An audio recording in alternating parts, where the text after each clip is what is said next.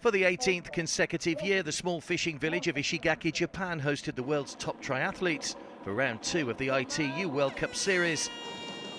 The conditions improved for the men's race as the rain subsided by the time they dove into Tonoshiro Harbour, which was 22.4 degrees.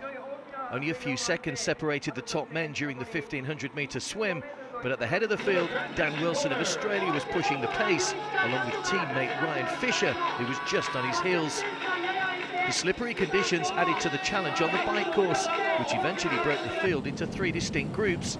Australians Fisher and Wilson, along with Ireland's Brian Keane, broke away from the rest of the field on lap 3. With just 2 laps to go, Keane went down in the wet conditions, forcing him to ride the last 2 laps on his own, desperately trying to make up the lost time. Wilson and Fisher then came off the bikes with a comfortable margin over Keane, who was a minute behind by the time he got into his running shoes.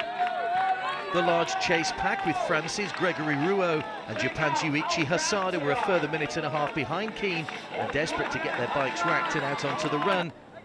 Fisher continued to pull away from Wilson throughout the 10 kilometres and by the end of the first lap was 30 seconds clear of his fellow countryman. Wilson, meanwhile, was being chased down by Keane, who was slowly reeling him in, eventually overtaking the Aussie for second place on the final lap.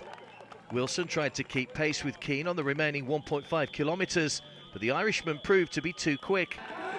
Ryan Fisher had time to celebrate his first World Cup victory in style with an emphatic win, leading the race almost in its entirety.